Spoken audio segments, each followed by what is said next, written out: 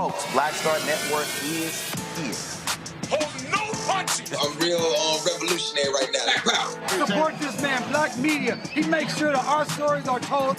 Thank you for being the voice of Black America, Roland. Stay black. I love y'all. All momentum we have now, we have to keep this going. The video looks phenomenal. See, there's a difference between Black Star Network and Black-owned media and something like CNN. You can't be Black-owned media and be scared. It's time to be smart. Bring your eyeballs home.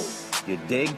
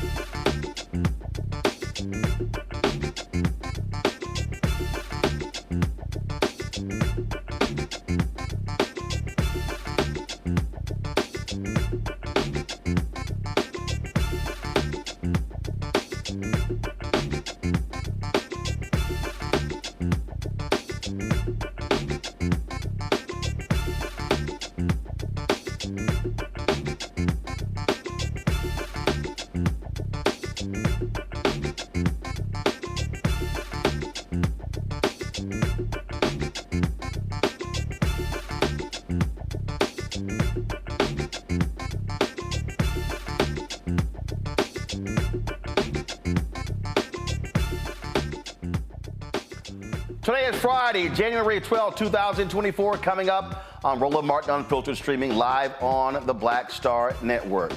The apparent suicide of Lincoln University of Missouri's Vice President of Student Affairs is sparking outrage and calls for the resignation of the school's president. Allegations of bullying may be what led Dr. Antoinette Bailey to commit suicide. The president of Lincoln University's National Alumni Association will be here to tell us what alums want to see happen. The 911 calls in the Mississippi case with 11-year-old Aderrien Murry, who was shot by a cop on a domestic violence call, raises questions about the cop who shot him and what actually took place that day. We're going to play those calls for you. The family attorney, Carlos Moore, is going to be with us to talk about the various discrepancies. Attorney Ben Crump is complaining about a mass grave found behind a Mississippi jail where more than 200 people were found. Some family members say they didn't even know their loved ones were even there.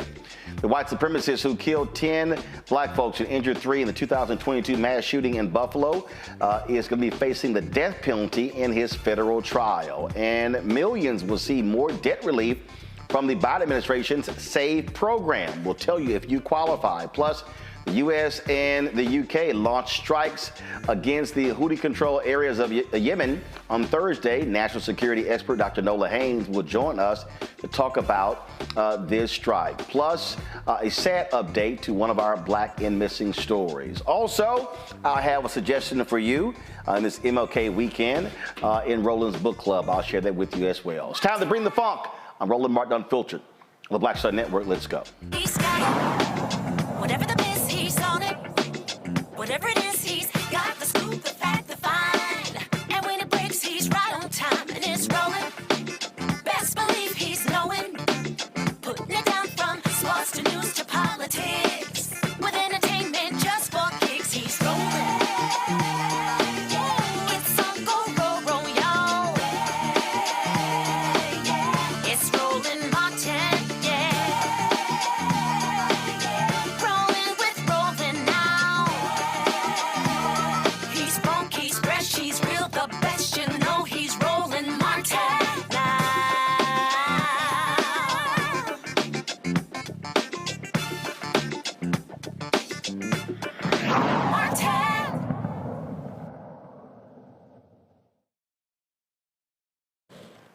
Folks, for the last 24 hours, a number of people have been on my social media talking about the apparent suicide of a beloved VP for Student Affairs at Lincoln University in Missouri. Her name is Dr. Antoinette Candia-Bailey. Okay, she died by suicide on January 8th.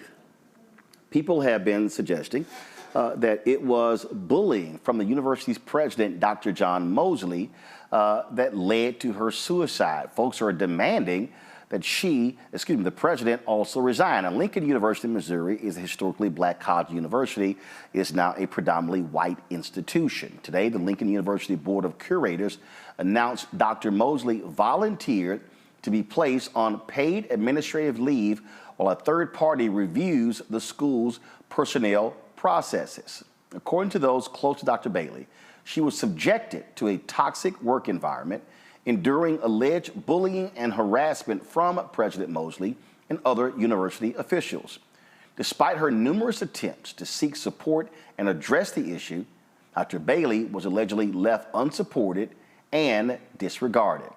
She penned a letter on the day she died, detailing the bullying she faced after disclosing her mental illness to university officials. This here is a letter here, folks. Joining us right now from Atlanta is Lincoln University's National Alumni Association President, Dr. Sherman Bonds, who wrote this letter, folks, calling the school's current leadership a liability. This letter has been circulating on social media as well, and folks, of course, have been talking about this. So glad to have you with us. So first of all, were you aware of these issues between Dr. Bailey and President Mosley prior to her death?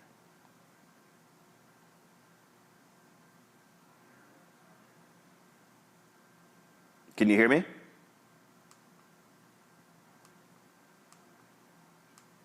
All right. Sherman, can you hear me? All right, so we're having an issue here with Sherman Bond's audio. We're going to go ahead and get that checked out. Again, folks, do y'all have the letter that she penned? Okay, I'm saying, do you have it in the control room? Okay, all right, so let me do this here, folks. I want to pull that up because I want to be able to share it with you.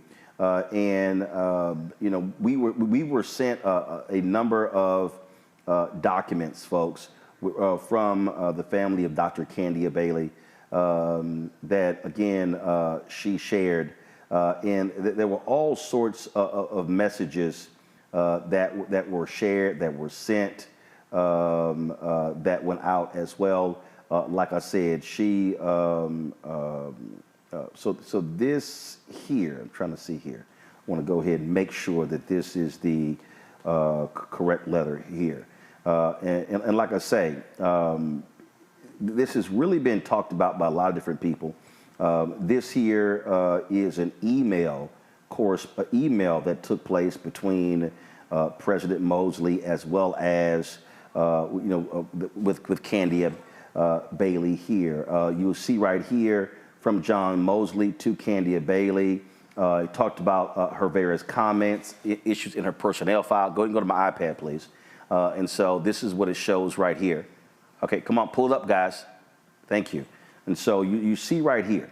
And so you see the various emails going back and forth with her and the university president on a variety of issues that was shared with us. And so that was with her and President John Mosley of Lincoln University. Do we have Sherman Bonds? Can you hear me, Sherman?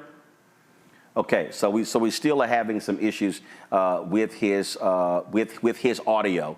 We're still having some issues there with his audio, and so this is one of those stories that people are talking about.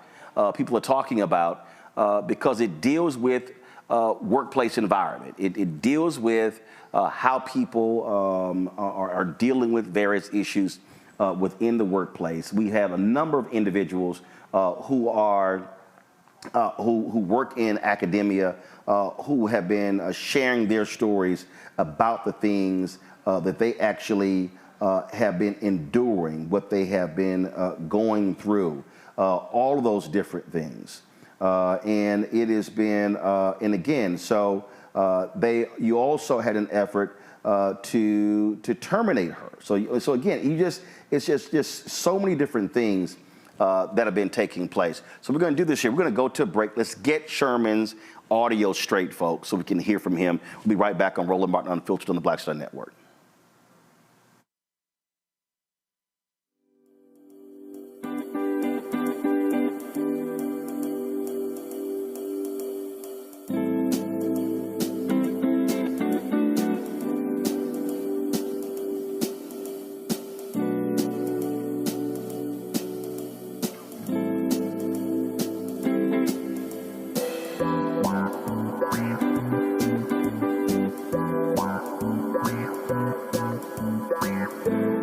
Grow your business or career with Grow with Google's wide range of online courses, digital training, and tools.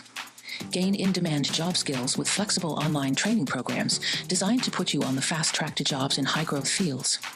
No experience is necessary. Learn at your own pace. Complete the online certificate program on your own terms. Stand out to employers, get on a path to in-demand jobs, and connect with top employers who are currently hiring. Take one professional career certificate program or all 6. Earn a Google Career Certificate to prepare for a job in a high-growth field like data analytics, project management, UX design, cybersecurity, and more. All professional career certificate programs must be completed by December 31st, 2024. Scan the QR code to complete the application. There are 1,000 scholarships available. Grow with Google and J. Hood and Associates. Be job ready and qualify for in-demand jobs.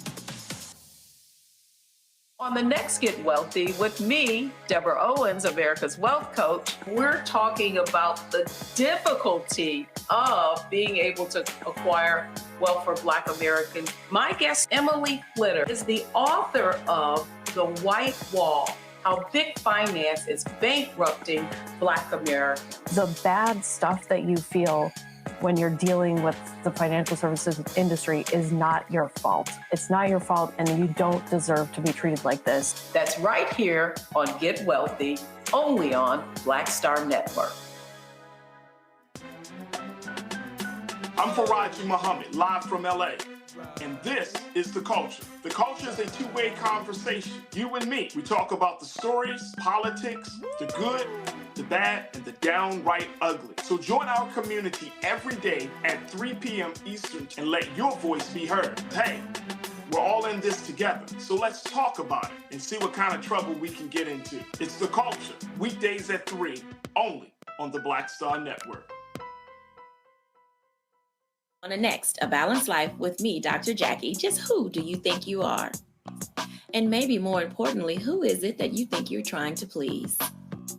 The answer to that second question is really wrapped up in the first. Think about that. Being the true, authentic you, no matter the circumstance. But we learn the art of forgiveness, not only of forgiving one another, but forgiving ourselves.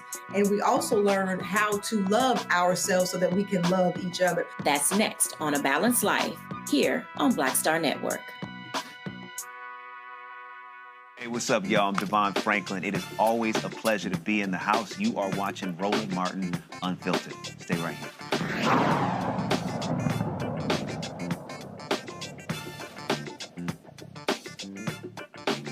All right, folks, we have the audio issues with Dr. Sherman Bond sorted out. But before I go to him, this is the letter here that Dr. Mosley, that was sent by Dr. Bailey to President Mosley on the day she committed suicide. You see her saying, "Thank you for allowing me to return to Lincoln University on May 1st, 2023 and serve as the Vice President and Dean of Students in the Division of Student Affairs." She goes on to talk about being appreciative of working there. She says, yes, there are some interpersonal personality conflicts with team members. They're dedicated and work hard. I appreciated the meeting, and at the end, before the November evaluation meeting, I asked if you wanted me at LU. Thank you for the indirect response. It spoke volumes. Lincoln is where it started for me and where it ended. I'm expressing my sincere thoughts in this letter. She addresses and speaks about a number of her sorority sisters. She was an AKA in here as well. She goes on and talks about, she receiving a 36 out of a 100 score on her evaluation on November 15th. She says that meant I didn't have a pulse and was just a body present. The total score was 100. If I am wrong, please accept my apology. The evaluation was not good. Why did you allow me to work if I was that much of a bad employee with poor leadership? While everyone was asleep, I was working. While on vacation, I was working. You even asked that I do a scheduled send on emails so folks aren't getting messages at all times of the night. I made it clear to staff that I work 24/7, but I don't have that expectation for them to be up working. The staff can never tell you of a time I didn't respond when I was working or away from the office. Never. Who got calls at 2 a.m., answered them, and followed up appropriately. If it was so bad, you should have provided me with an improvement action plan to work with me on my poor performance. You had no intention of retaining me as the VPSA. It went downhill after the FLMA and ADA documents were submitted due to my severe depression and anxiety. She's saying, I requested to be removed under your leadership and from PAC, and this was causing significant attacks. This is all documented and sent. She says, you intentionally harassed and bullied me and got satisfaction from sitting back to determine how you would ensure I failed as an employee and proud alumna. How can you have an employee who ranks 36 out of 100 without a plan to help them improve? Well, you allowed me to do your dirty work and clean house in student affairs. Everyone you had significant concerns about within student affairs and discussed when I started is no longer with the university. She then goes on by saying, you're avoiding this concern and thriving off the chaos. As an incoming president, you were required to receive leadership coaching, which you complained about meeting with Joe. Coaching is needed. Then she went on and talked about a number of other meetings. She talked about this PAC meeting. She said, you never had a discussion with me about some of the concerns. I even asked for the specifics during the meeting, which you struggled to provide and promised me to give specifics. When you offered needed clarity on how it related to the evaluation, I questioned. She said, what you offered needed clarity on how it related to the evaluation. I questioned, and you made it clear you weren't changing anything. It seemed you just pulled things out of the air. She talked about him failing to respond to issues as well. And she goes on and on and on, details an email that she received as well, talking about the mental health issues. She says, you were made aware of my mental health by email before I sent the email to the BOC, the Board of Curators. You scheduled a meeting on 10/26. Your demeanor was that of rushing. You stood the entire meeting, and you appeared heartless. She then says, be kind and watch how you talk to people. People have feelings and your words hurt. I observed you don't like it. I observed you don't like it when people do this to you. I mentioned this to you, and you said, Bonnie, you do the same thing. I acknowledge I was direct and tried to make changes in my delivery. Take ownership and don't get defensive when people try to provide feedback. She says Student Affairs Administration is a revolving door.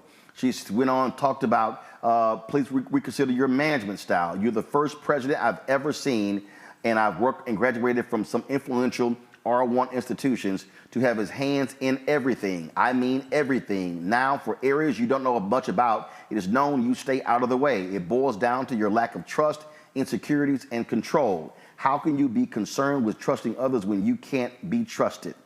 She talked about working with other presidents and how they operated. She said, we spend so much on attorney fees. Kathy needed to provide better legal guidance regarding me in 2 situations. She accused him of being micromanager.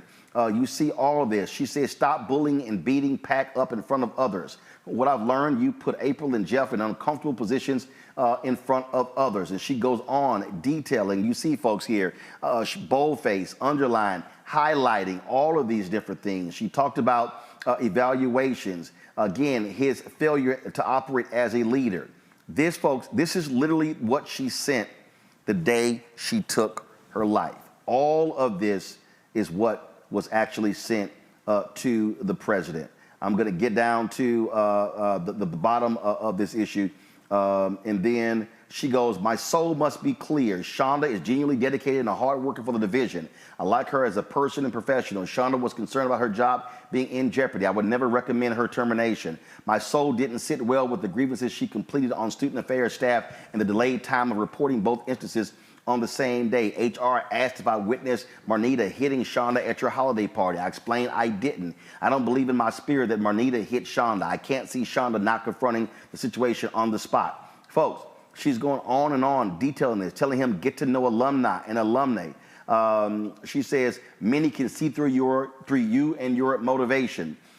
She said, I was warned during my interview by Jeremy to make sure I stressed I didn't want your job because some alumni and alumni discussed me being president in the alumni group. I mean, my God, she just laid it out. Stop and listen to others. Stop defending. Humble yourself. Arrogance is not in your best interest. Have regularly scheduled meetings. Then she talked about you are constantly referencing Chancellor Martin. LU is not North Carolina A&T State University, not even close. Chancellor Martin is an invested alumnus from A&T with vision, professionalism, and strategy, a relationship builder, respected throughout the country, and full of Aggie pride. He has the vision and the staff to retain and graduate students successfully. Lastly, he has the knowledge base, experience, confidence, and strong support from the alumni and alumnae to make A&T an illustrious university. She goes, lastly, mental health is real. I told the investigator I believed the information shared with me until my dying day. I sincerely shared with you about my illness. I was saddened to learn you shared and joked about my condition. While the investigation is closed, this situation has not been completed. My ADA request and mental health status were the real issues. You suppressed the disability with my inability to supervise and provide leadership. I learned a valuable lesson while in the position. Receipts are necessary. I didn't even include all the nuggets. However, all material is on an external hard drive and in my phone. I won't be around. However, I have faith that this once great institution can be great again, a place that my family and I once loved. Mom said the most challenging thing she ever had to do was leave me crying and looking out the fourth window in Dawson Hall. She never turned around to look at me. Mom made sure a brick was purchased in my name after I graduated. Mom wore her LU shirt to church proudly on college day in my honor. She's a proud alumni from SIUC and DePaul, but LU was forever in her heart. As a freshman, she even allowed me to put a LU bumper sticker on the back of her new car. After returning to work at the university, I immediately paid for another brick in my name and alumni dues. Returning to LU turned out to leave me severely bruised and broken. She says in here, she said, I cried my last tear this morning. I've had dark days, but I've never been this dark in my 25 years in the field. Student affairs was my love, and my love killed me. I hope this message touches someone. If your soul is empty, troubled, in despair, and you see red flags, leave. Don't try to stick around. My soul can now rest. I feel my earthly dash. March 1974, January 2024. A seat has been prepared for me. Karma is a beast and never expires. Karma will catch up to you and a few others. It may not happen tomorrow, however, in time. Karma and ill intentions are like a mirror. It will reflect the pains and bruises you caused on others. Dr. Mosley, may God have mercy on your callous and evil soul. You should never have bad intentions against any child of God.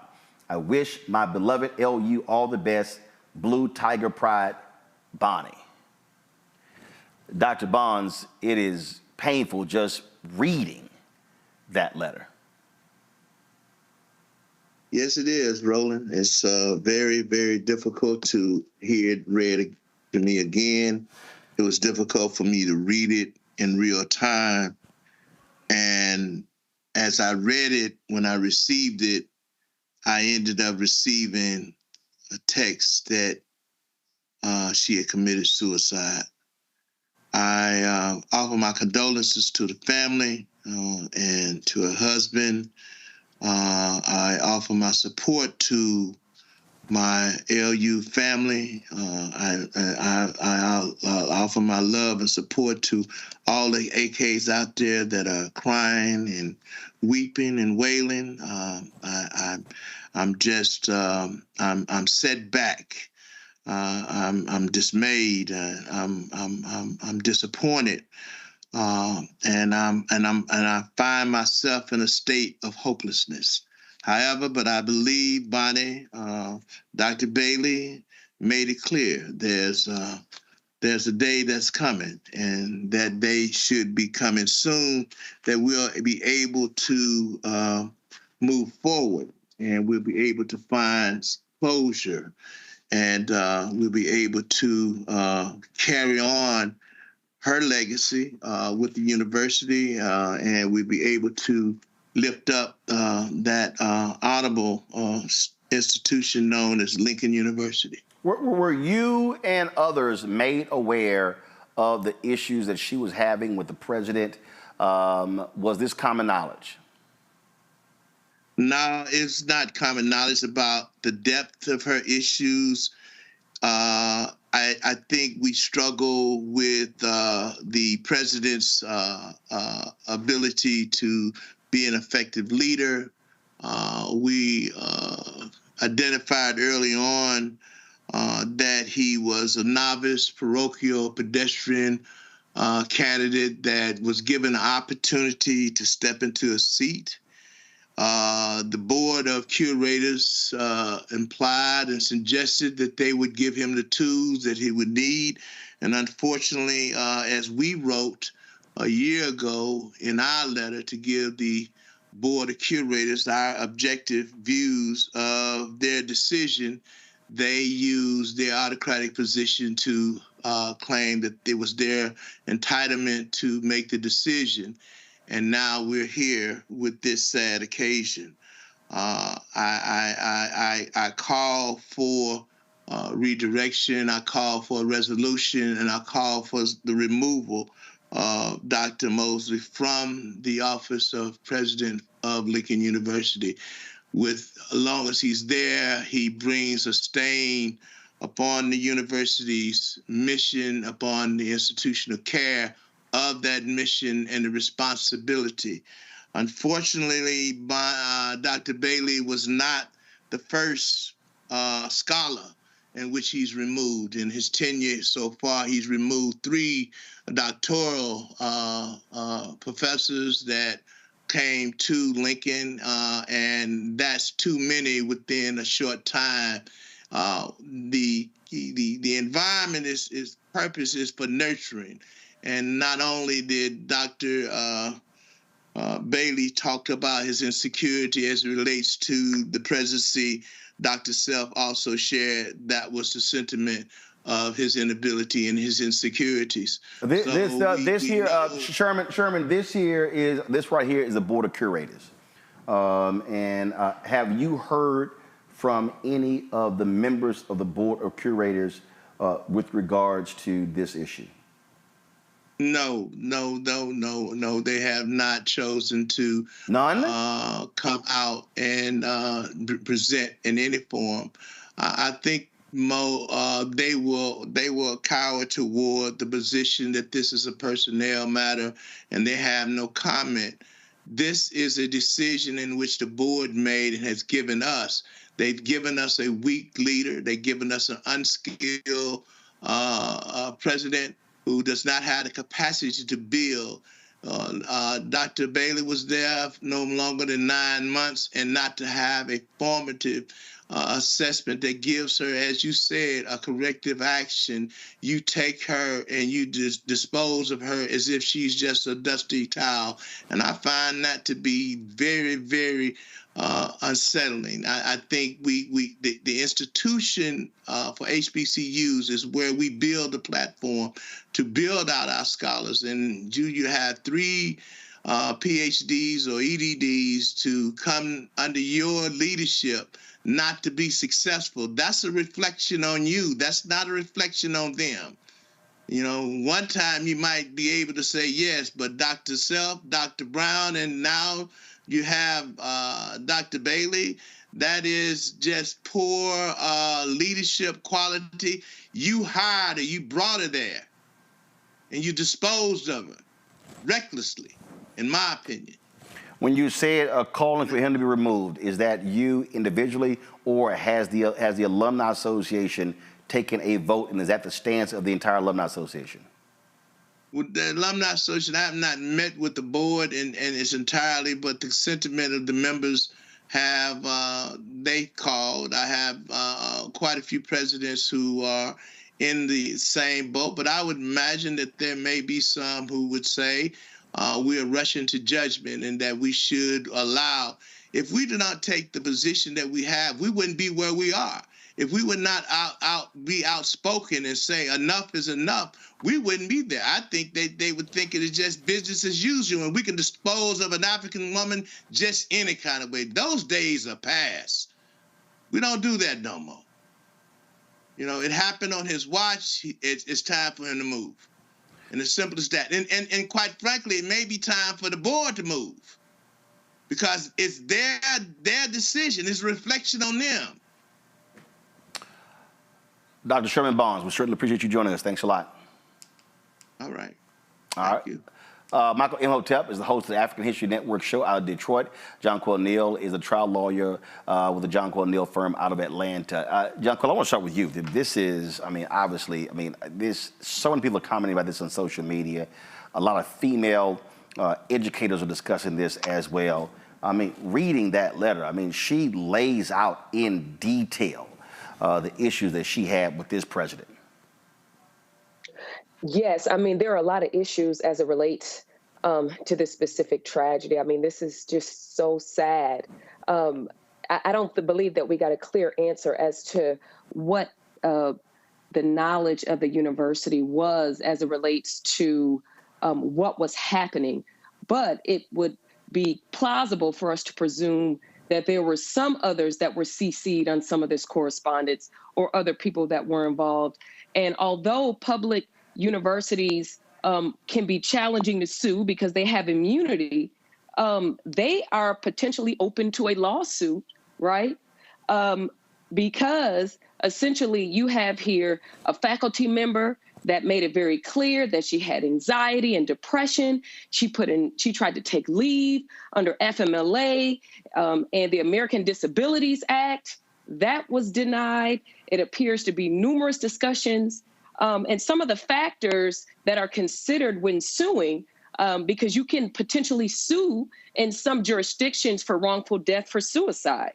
And what some of the factors that they look at or that would be relevant would be whether or not it would be his conduct, the negligent, reckless, or intentional behavior was a significant factor in her suicide, whether it could reasonably be foreseeable that his actions would cause her suicide, and whether or not that he knew that she had suicidal tendencies. And in that specific letter that she drafted, or email correspondence that she drafted, she talked about her soul being empty, and she made other references that that gives quite concern for her mental health.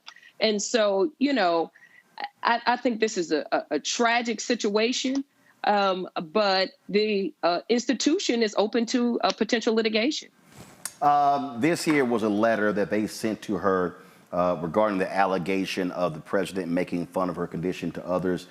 They sent this on December 8th, and they said that a thorough investigation took place and that they found that Dr. Mosley did not find that Dr. Mosley engaged in such actions, and instead found that you chose to believe what you had been told third hand by an unnamed employee. It was also determined you did not take the time to discuss your concerns with Dr. Mosley because you said you did not yet have the opportunity, but instead you sent them in an email to Dr. Mosley and the Board of Curators to, in your words, bring awareness to all parties. It says, in addition, the investigator determined that you have taken no responsibility for the poor work you have done since your arrival at the university, and you have set yourself against Dr. Mosley, believing he is the problem and that it is his responsibility to provide you with actionable items to make you feel better in your position as Vice President of Student Affairs, Dean of Students. If you have any questions, please let me know. This was from April Robinson, the Executive Director and Chief HR Officer. It is, as we said, Michael, the president has stepped down while they are investigating into this matter, placed on administrative leave. He's not resigned. Right. Yeah, well, this whole incident is a real tragedy, regardless of what we find out in the investigation, once the investigation is completed. This is a tragedy, and this also calls for a need when it comes to increasing funding for mental health, but also better understanding mental health, depression, things of this nature, and the pressures that people experience in the workplace, especially African Americans in the workplace. I don't have all the details on this, but I can't help but also see some parallels between this and Dr. Claudine Gay being pushed out as president of Harvard University. And even though there are different circumstances, when Dr. Bailey talks about bullying, okay, if what she is alleging here is correct, or even if 1/10 of what she is alleging here is correct with bullying, we also saw that coming from the conservative right, bullying Dr. Claudine Gay. Well, in the case here, that's outside folks who were targeting Gay. Here, this is her saying it's the president. Yeah, I totally agree. That's why I said there's some parallels. It's not the exact same thing, but again, the different. First of all, I don't think there's actually a parallel. The folks on the right were targeting Gay because of her comments what was happening on campus. This is her talking about job performance, and so it's a lot different in that she was working under this person, whereas Gay was not working for her critics. I totally understand that, Roland. But at the same time, Dr. Gay's qualifications were challenged. I understand that. I understand that. Right. Yeah. So I understand their differences. So let me also say this. So this was the press release that was sent out when Dr. Bailey was hired. This was April 17, 2023. Much fanfare. And this is the comment from the president in this press release. We're excited for Dr. Candia-Bailey to join our team. She brings a wealth of experience to move student affairs and our entire university forward. That division is vital to our students' collegiate experience beyond the classroom, and I feel certain she's the right leader to guide those efforts. Folks, that was in April. She started in May, and she took her life January 8th. So she wasn't even there an entire year. We'll keep you all abreast of what happens next in this particular sad story. Coming up next, we're talking about calls against President Biden from Democrats and Republicans because of military action taken in an African nation. We'll talk about that with national security expert coming up next on the show from Nolans. We'll talk about that. All right. Back on Roland Martin Unfiltered on the Black Star Network.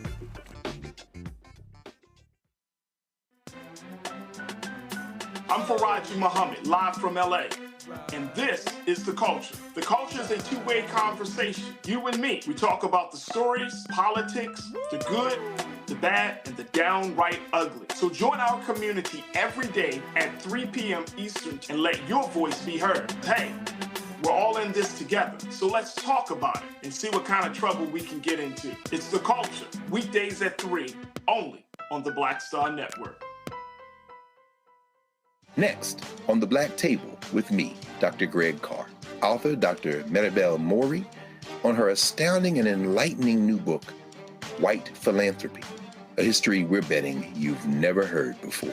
Don't miss an eye-opening episode of the Black Table, only on Black Star Network.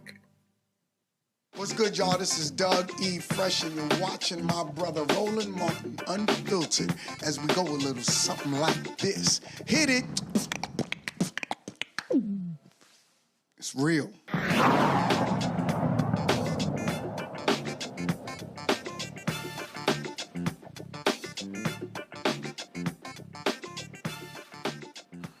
Thursday night, U.S. and British militaries bombed sites used by the Iranian-backed Houthis in Yemen. The massive retaliatory strike used warship and submarine-launched Tomahawk missiles and fighter jets. The U.S. Air Force's Mideast Command reported more than 60 targets at 16 sites in Yemen, including of course, their command structure there as well. Now, the problem with this, for some folks, is that you got some members of Congress who are saying, wait a minute, the Biden administration did not have the authority to launch these strikes against the Houthis in Yemen. Dr. Nola Haynes joins us right now. So, Nola, glad to have you back on the show.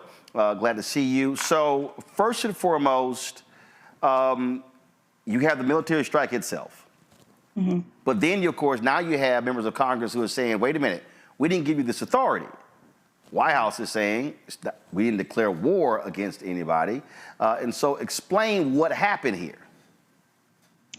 Well, it's really good to be with you in 2024. Happy New Year, Roland, to you and everybody at RMU.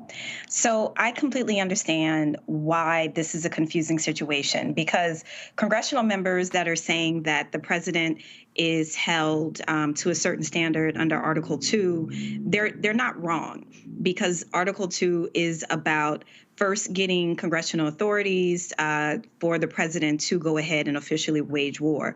But to your point, this is a unique situation in that this has been going on since November 19th to be exact. And there was a coalition that was formed of about 20 nations to make sure that global commerce can continue during the Israel-Gaza war. So that's one part of this. And I know that it's all getting lumped in together.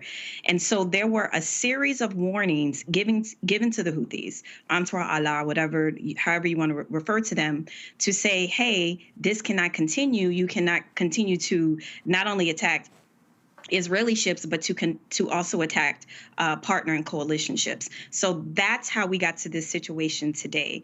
There was a really horrible and awful attack against Belgium ships, and there was a coordinated attack against, very specifically, their military capabilities as a response to the attacks that they were already spearheading in the Red Sea. So this is a response to attacks that they have warned Houthis multiple times, including on January 10th with the UN resolution, saying these attacks need to stop now, and they did not.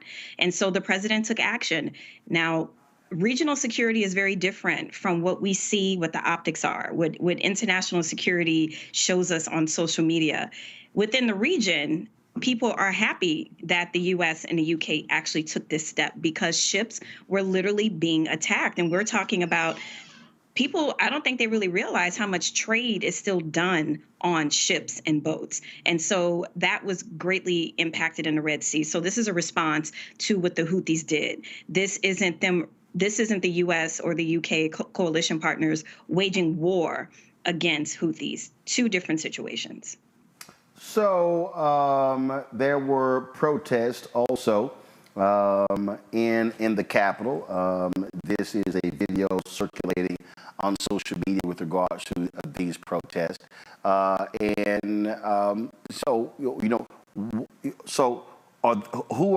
are the folks in Yemen standing with? Are they standing with these rebels, or are they standing with their country's leaders?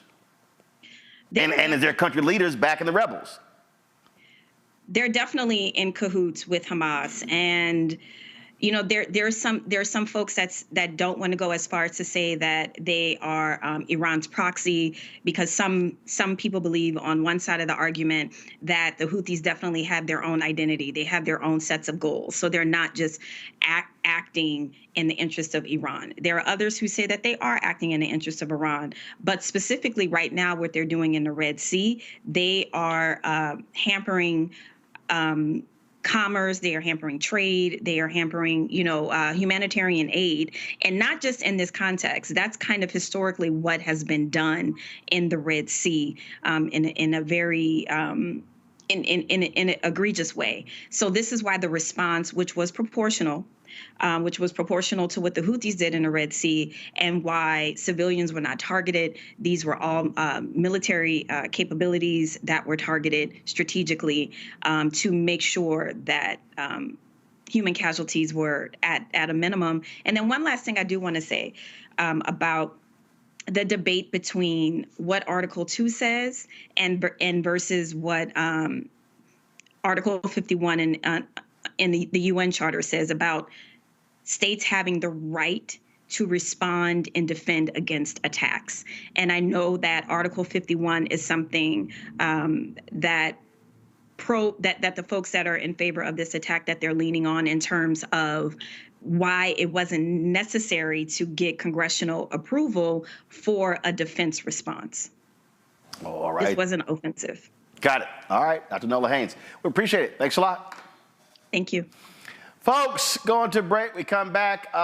We'll talk about the Fed seeking the death penalty for the white supremacists who killed 10 black people in Buffalo. Folks, be sure to support us in what we do. Our aim is to get 20,000 of our fans contributing on average $50 each. That's $4.19 a month, 13 cents a day for the work that we do here, not only for this show, 2 hours a day, but for all of our shows. We do more original content every day on the Black Star Network than any black-owned media outlet. So we would love for you to support us in what we do. To join our Bring the Funk fan club, send your check and money order to P.O. Box 57196, Washington, D.C. 20037-0196. Cash App, $RM Unfiltered. PayPal, R Martin Unfiltered. Venmo is RM Unfiltered. Zelle, Roland at RolandSMartin.com. Roland at RolandMartinUnfiltered.com. And be sure to get a copy of my book, White Fear: How the Browning of America is Making White Folks Lose Their Minds, available at bookstores nationwide. Get the audio version on Audible. Folks, I'll be right back. A new year for a new you. Curl Prep Natural Hair Solutions at curlprep.com is an amazing organic line for curls, locks, braids, twists, and even those wigs and extensions. Women, men, and children are loving this line. Look at this video and you be the judge. People line up to see this product in action at hair shows, and when they take a seat and try it, they don't believe it's their hair. Buy the products at curlprep.com. It works on all hair types. Use code ROLAND, that's ROLAND, lowercase letters, to get a 15% discount. Parents, remove the ouch. You will love this system because you can comb the product through your child's hair with your fingers. Seasoned saints are loving the product. It's all at curlprep.com. Use code ROLAND, lowercase letters, to get a 15% discount. You won't believe it's your hair. Give me that bass, give me that beat.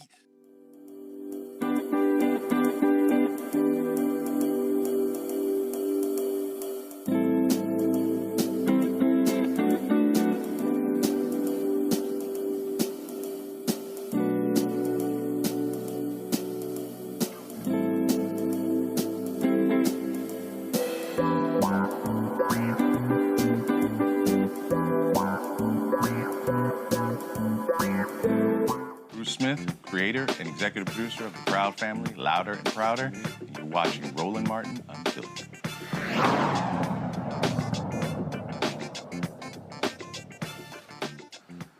The Justice Department will seek the death penalty for the white supremacist who killed 10 people, 10 black folks, and injured 3 others in a racially motivated shooting at a top supermarket in Buffalo, New York. That took place, of course, in May of 2022. Peyton Gendon is already serving life without parole on state.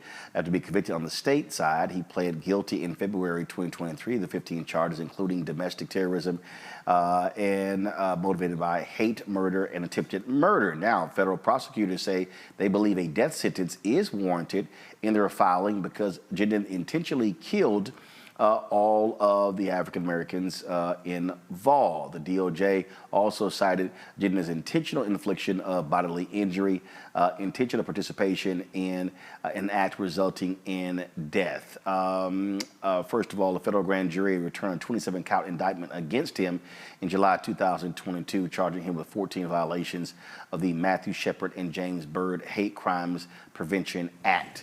Jaquel, I'll start with you. From a legal standpoint, I'm quite sure if his lawyers are saying, man, let's somehow get this out of the way. Let's plead and not be in a situation where he faces the death penalty.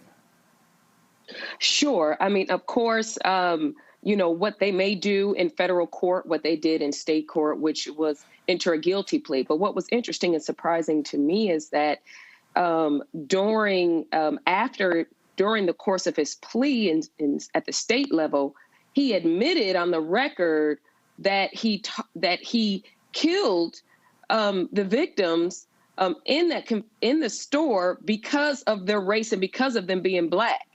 And I found that to be interesting that they would even allow him to make that kind of admission to a hate crime specifically because they're Black on the record. So now we're up here in federal court, right? They may they pled down there. It's a good chance they're going to plead in federal court, and then he'll move to the sentencing phase. And of course, essentially the sentencing phase in a capital murder case is a trial. The court will hear from witnesses. You'll have a trier of fact that will look at several factors to determine whether or not that's the appropriate punishment. And certainly, if he does plead guilty, that can be considered as a mitigating factor, right? Because he is accepting some form of guilt. However, the heinous nature of the crime, the loss of 10 lives, 3 additional victims that were injured. As a result, we have the lost lives of it's just a senseless, horrifying act that he committed.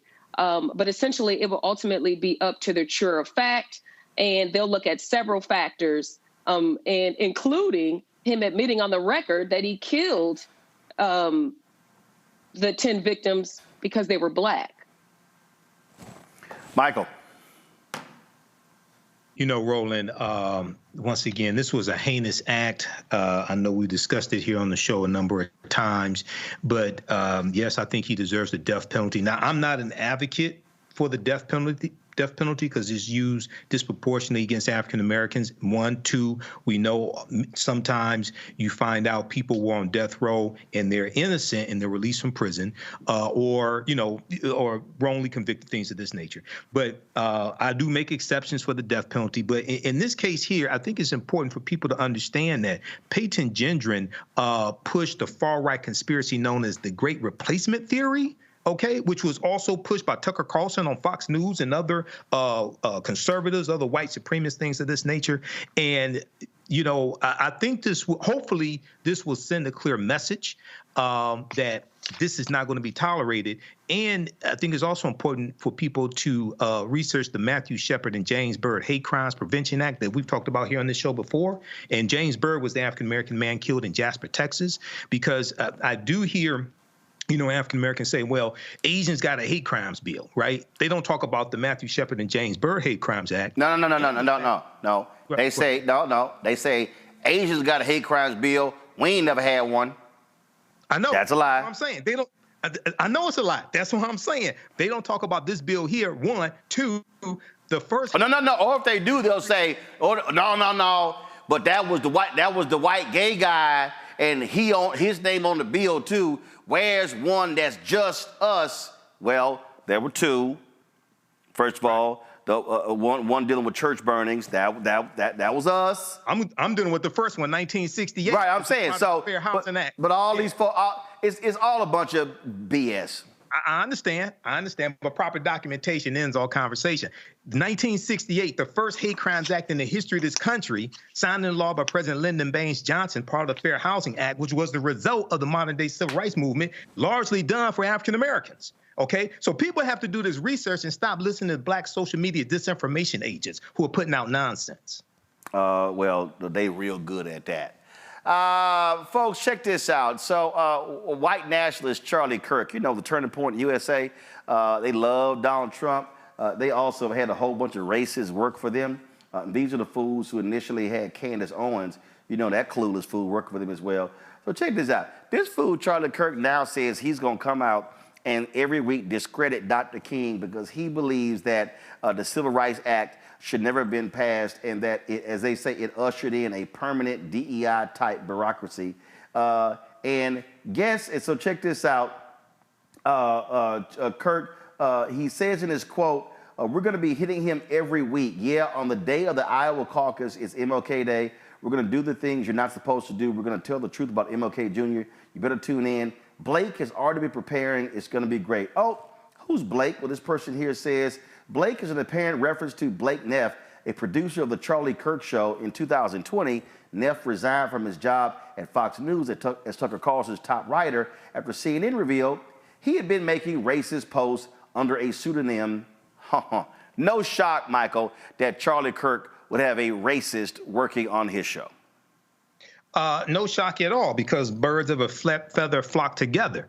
And when this idiot, Charlie Kirk, puts out his misinformation about Dr. King, African Americans or responsible African American media, like right here on Black Star Media Network and on the African History Network show, we need to tear his ass up and hit him with the facts and evidence, okay? Because these people going into 2024 now, they're going to continue to lie and spread misinformation, and we have to shut them down at every step of the way. You know, and here's the deal, and John Quell, I mean, the reason I wrote this book, the reason I laid out In White Fear, and I call all this, I said all these things were going to happen. Their goal is to attack any and everything that has been beneficial to black folks and others. That is their aim. Mm-hmm. You know, it brings up just an interesting topic about when affirmative action, how that was just, it's over, right?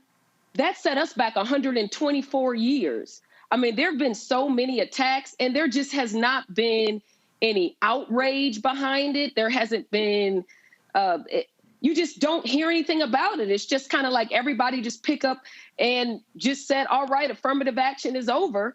And it really has a lot to do, and we should be concerned as a community about the future of the young people behind us, right? I mean, we have got to fight back to all of these attacks because they're chipping away, and it's chipping away at the progress that we have been able to make through the years. And so as these things are happening, and as these attacks on our laws, on our privileges, on our rights that have affected our community, we can't stand by. I mean, we have to take action, whether it's you being present on shows, protesting, and all of that. I mean, when, for example, the George Floyd movement, when that occurred, just the power, the worldwide power, it took that level of a tragedy for our community, and not in addition to our community, an outcry across the world for people to come out and stand together to make a difference.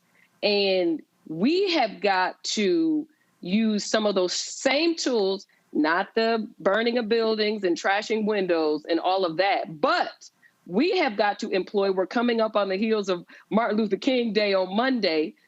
We have got to, as a community, work together to fight back against all of these attacks on our community. Well, bottom line is, let's be clear, a lot of that you had folks who were insurgents who were in that. In fact, in Minneapolis, it was a white supremacist who was outed as starting fires there. So they love to try to blame Black Lives Matter for that, but that's what we also had happen in a lot of this. But you're absolutely right. It is a question of mobilizing, organizing to fight back. That's why we keep saying on the show, there is a very clear and well-funded attack against not just affirmative action, not just DEI, but any and everything that has been able to assist African Americans. And so we're seeing it happen right before us. All right, folks, when we come back, we're going to talk about a case out of Mississippi. 911 calls will be released in the case of the shooting with an 11-year-old black boy shot by the Indianola, Mississippi cop.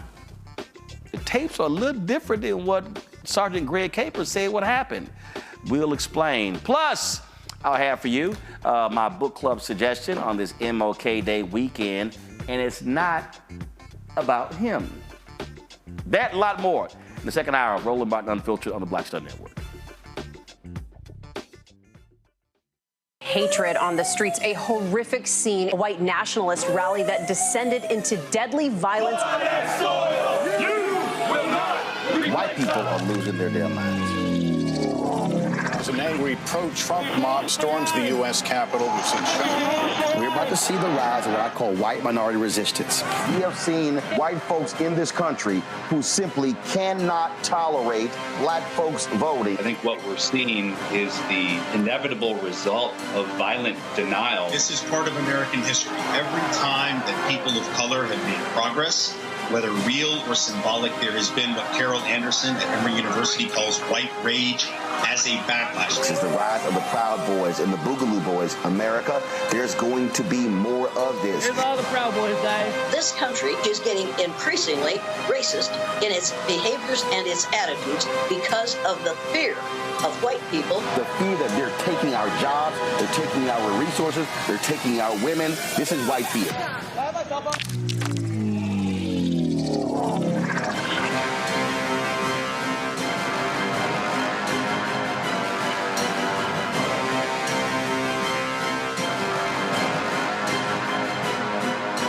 I'm Dee Barnes, and next on The Frequency, we're talking about the rise in great Black literature and the authors who are writing it. Joining me will be professor and author Donna Hill, discuss her writing journey and becoming a best-selling author.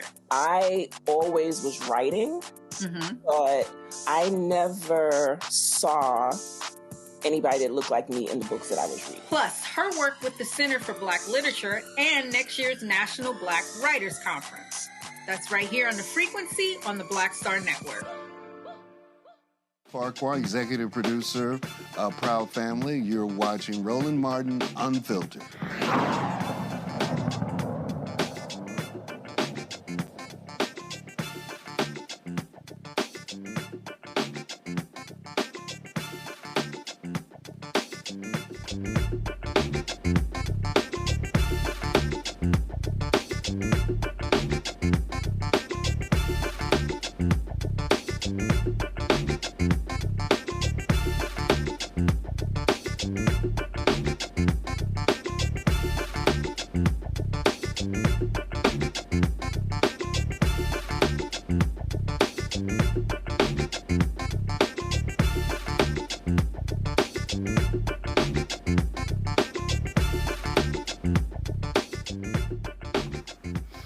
All right, folks, let's talk about this story out of Mississippi where attorneys for Aderrien Murry, the 11-year-old boy, Mississippi boy, who Indianola Police Sergeant Greg Capers shot on a domestic violence call. They released a 911 dispatch audio tape suggesting that mistakes were made before the near-fatal encounter. These 911 recordings raised questions about whether Capers knew there was a child in the home when he and another officer responded to the domestic disturbance calls placed by Aderian's grandmother, who was not there, and then by Aderrien. So what we did was piece together the calls in the body cam video in the sequence that everything happened. Watch. Yes, Center Cop 1111 BB King Road. 1111 BB King? Yes. What's going on at that location? The boyfriend jumping on the mama. Okay, are you at that location? No, that's my grandson. You can call me. He's just sneaking call me. Okay, who can the officer make contact at that location? Michaela Murray. Michaela. You see those guys running right? You know, I tell him that he called me. What's going on?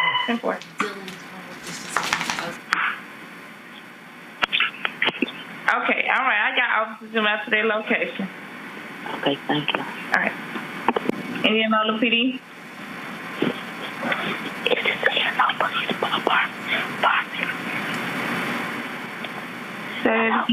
Yeah, I'm listening. I need some cops. Sit on that BB King. 629? You said 629 BB King? 1111 BB King?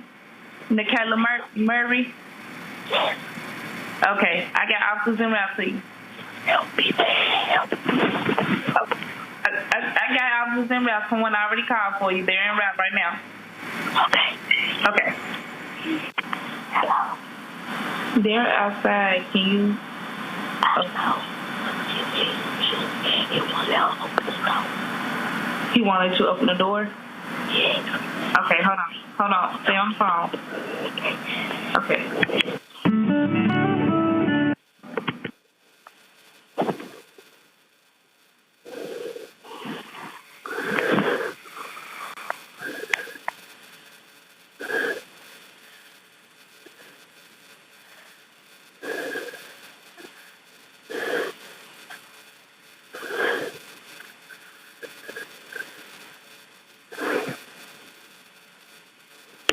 Are you giving them permission to kick the door in? Is there any weapons involved? No. Is there any weapons involved? What would you say? Do he have any weapons? No, I don't think so. Okay. They asking, do they have your permission to kick the door in? Yes. Okay.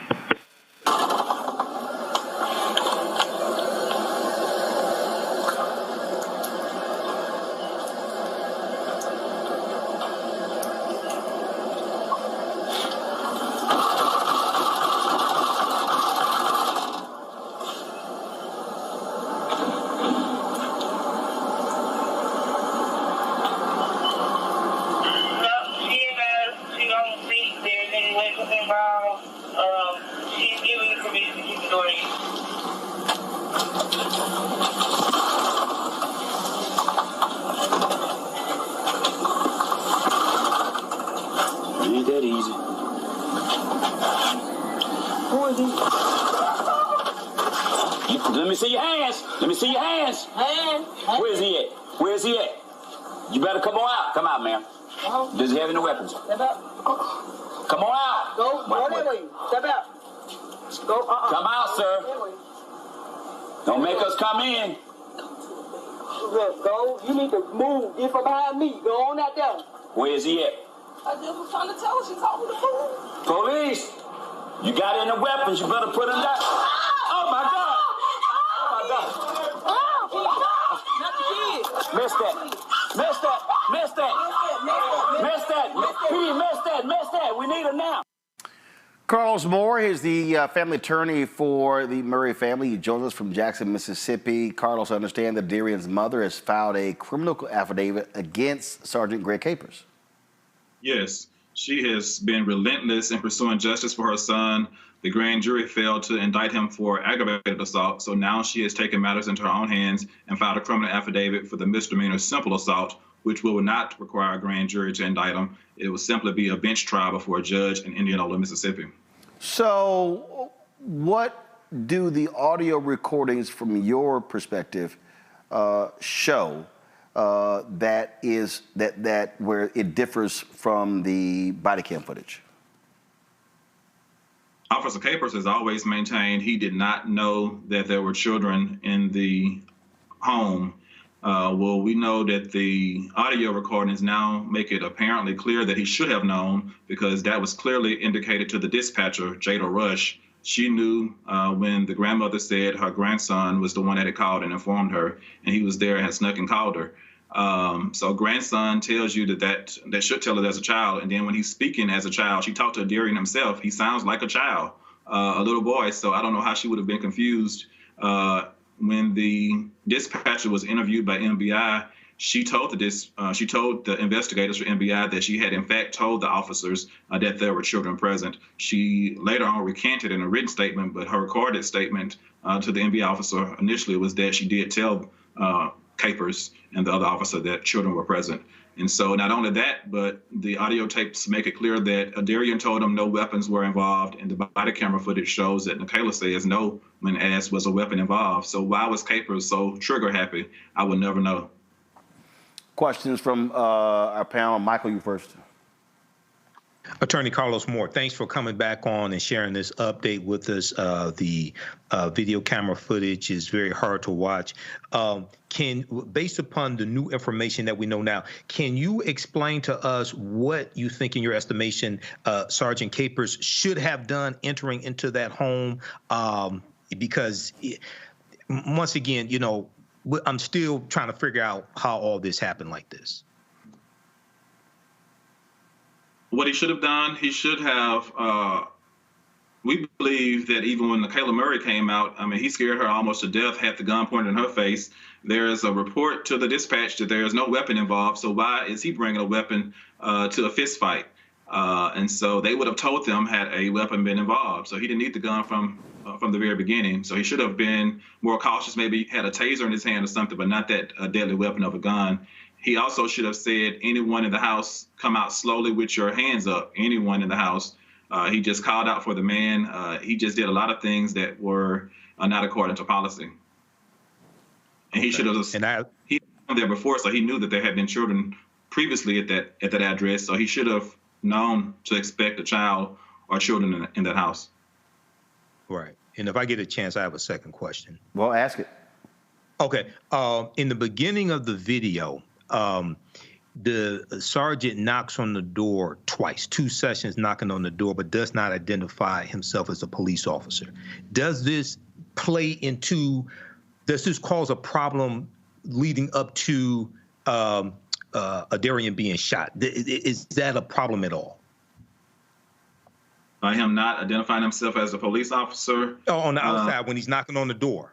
Well, at the beginning of the video, I saw some of the video from one of the local news outlets. Beginning of the video, he knocks on the door. The door's closed. He knocks on the door, does not identify himself as a police officer. He knocks on the door, 2 sessions knocking on the door. Now, once he opens the door, he identifies himself as a police officer. I'm just asking, because I don't understand why he would not identify himself as a police officer on the outside, the door's closed, and he's knocking. Yeah, he was just poorly trained all the way around, but I do believe that Aderian would have still been shot. Anytime you were shooting first and looking second, anyone that came across that corner was going to be shot. This man was very scared. He was trigger happy, and anything that moved evidently was going to get shot before he even looked. Okay, thank you. John Quell? Yes, Judge Moore, thank you so much for being here, and kudos to you for representing this family through something that's so tragic, and for her to, despite a grand jury indictment not coming down, pursuing the misdemeanor route. I'm curious, as it relates to now that he has been reinstated back to the police force, if in fact the misdemeanor charges do not move forward, how will that play out or affect the family's ability to receive justice or compensation in this case? Well, there are 2 different ballparks. We are pursuing vigorously the civil lawsuit in federal court, and later on this year we will file the state law claims in state court. So we're going to have 2 civil suits going along simultaneously. And in the criminal arena, whether or not she gets a conviction of this misdemeanor or not, that's not going to have any effect on her civil case. So I expect her to receive justice in the form of monetary dollars, but true justice for her as a mother of a child that was shot innocently, having his hands up as the police instructed, with nothing in his hands that could have been perceived as a weapon. She wants a criminal conviction, and we're going to stand by her every step of the way as she pursues justice on whatever level she wants to pursue it. Thank you. All right. Well, Carlos, we surely appreciate it. Thanks so much for coming back on. All right. Thanks, Roland. All right, then. All right, folks, going to a break. We come back more on Roland Martin Unfiltered, including President Joe Biden, a new student loan forgiveness plans. I thought all these people kept saying that was a broken campaign promise. All right, more facts for y'all when you come back. Don't forget to support us in what we do. Join our Bring the Fuck fan club. Folks, our goal is to get 20,000 of our fans contributing $50, on average $50 each for the year. That'll raise us $1 million to do what we do. Please send your check and money orders, P.O. Box 57196, Washington, D.C. 20037-0196. Cash App, $RM Unfiltered, PayPal, R Martin Unfiltered. Venmo is RM Unfiltered. Zelle, Roland at RolandSMartin.com. Roland at RolandMartinUnfiltered.com. Be sure to download the Black Star Network app. We're trying to get to 100,000 downloads, folks. Your iPhone, Apple phone, your iPhone, Android phone, Apple TV, Android TV, Roku, Amazon Fire TV, Xbox One, Samsung Smart TV.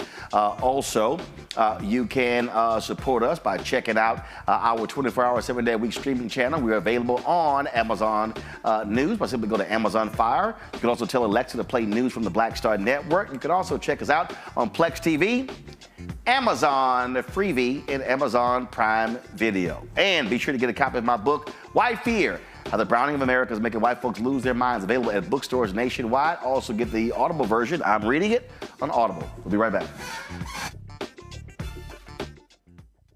When you talk about blackness and what happens in black culture, we're about covering these things that matter to us, speaking to our issues and concerns. This is a genuine people-powered movement. There's a lot of stuff that we're not getting. You get it, and you spread the word. We wish to plead our own cause too long have others spoken for us. We cannot tell our own story if we can't pay for it. This is about covering us. Invest in black-owned media. Your dollars matter. We don't have to keep asking them to cover our stuff. So please support us in what we do, folks. We want to hit 2,000 people, $50 this month, raise $100,000. We're behind $100,000, so we want to hit that. Y'all money makes this possible. Checks and money orders go to P.O. Box 57196, Washington, D.C. 20037-0196. The Cash App is $RM Unfiltered. PayPal is R Martin Unfiltered. Venmo is RM Unfiltered. Zelle is Roland at RolandSMartin.com. On the next, A Balanced Life with me, Dr. Jackie, just who do you think you are? And maybe more importantly, who is it that you think you're trying to please? The answer to that second question is really wrapped up in the first. Think about that, being the true, authentic you, no matter the circumstance. But we learn the art of forgiveness, not only of forgiving one another, but forgiving ourselves. And we also learn how to love ourselves so that we can love each other. That's next on A Balanced Life, here on Black Star Network. Me, Sherry Shepard, and you know what you're watching, Roland Martin Unfiltered.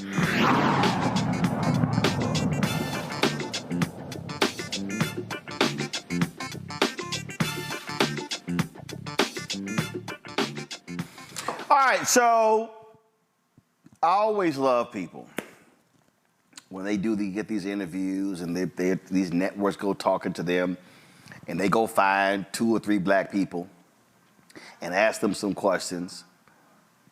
And if they know what the hell they're talking about, then they run it acting as if that represents all black people.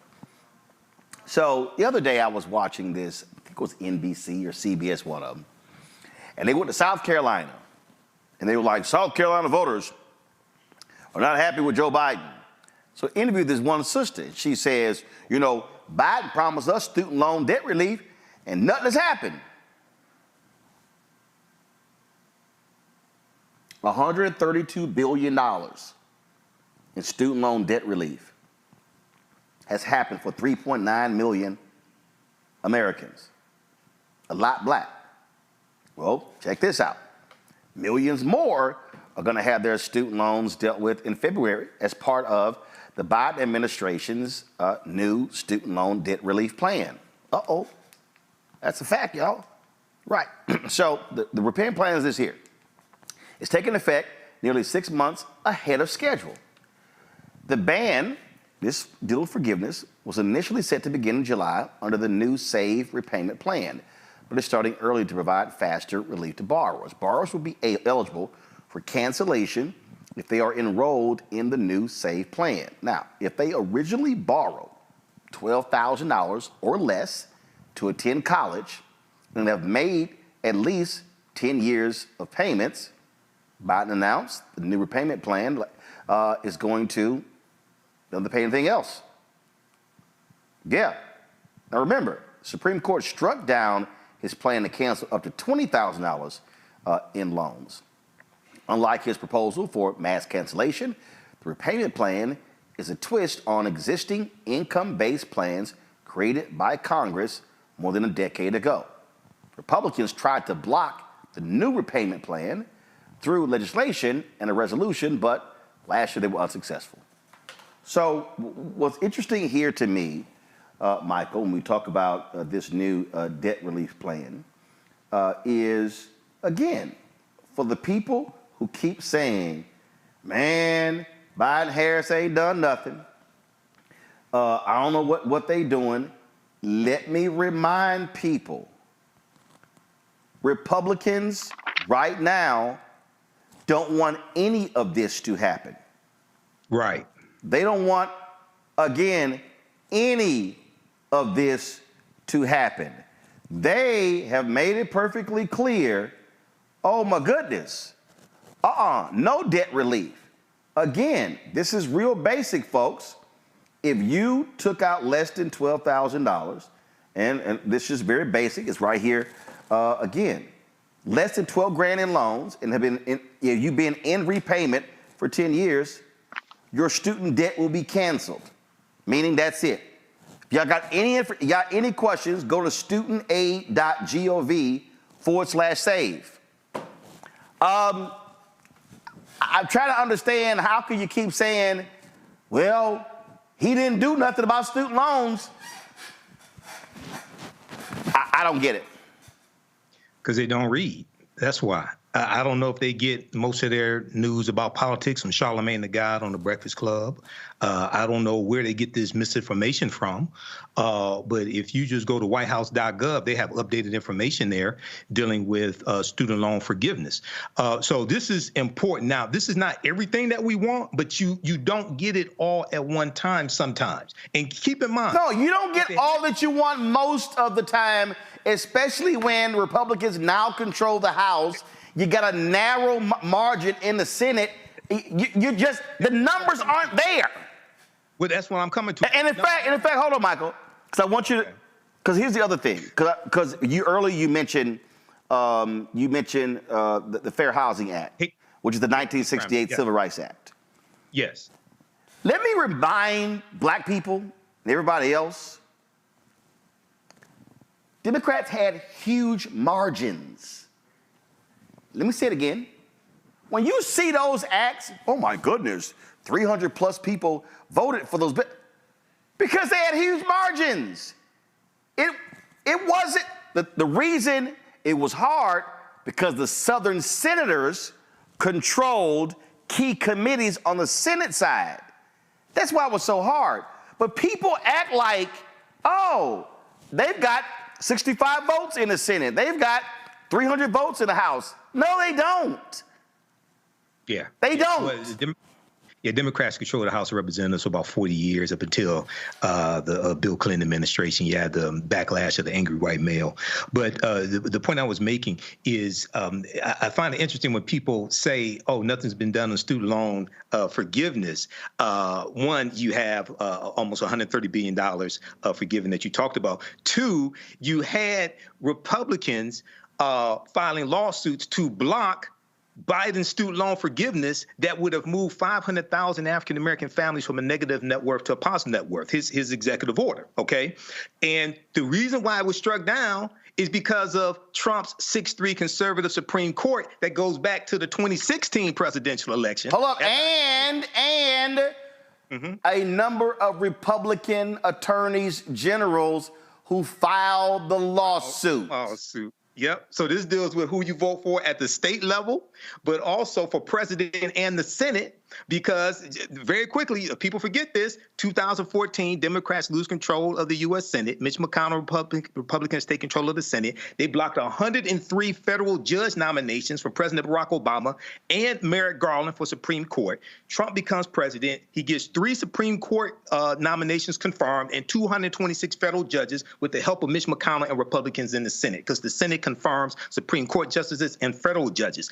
We have to understand how all this fits together and focus on this is about self-preservation and political self-defense.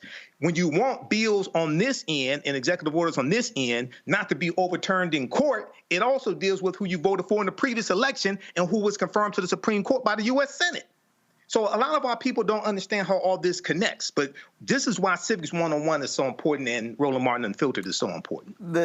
John Quell, the thing that's interesting, and again, I get it, and it's all about self-interest. I was on Twitter earlier, and this one woman was complaining because she was like, well, physician debt isn't a part, of the student loan debt relief, and that ain't fair.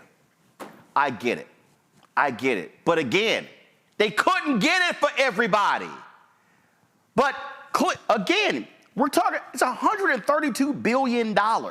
This is gonna add more to it. So to act like it's not happening, to me, is disingenuous. It's nonsensical.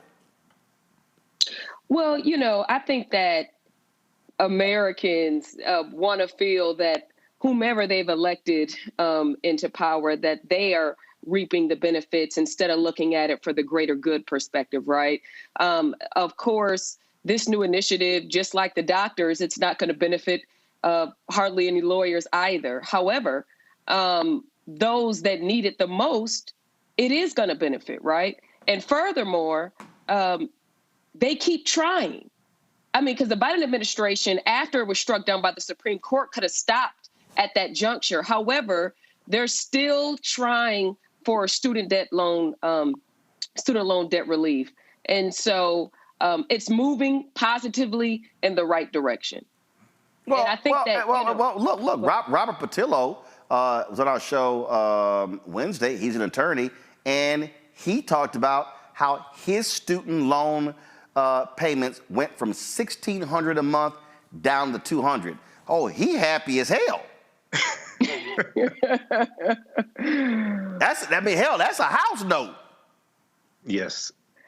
You're right. That's some people's mortgages. And I wasn't speaking for the entire profession as a whole, but when you're talking about just generally speaking, just this specific initiative for those that took out $12,000, and maybe there are some attorneys out there, other professionals that may have only had to take out $12,000, and it certainly would affect them. But I think that for the greater good, that it's moving in a positive direction and it's benefiting our community. And so I'm just glad that they're continuing the efforts, and hopefully after this wave, there will be another one. Look, I agree.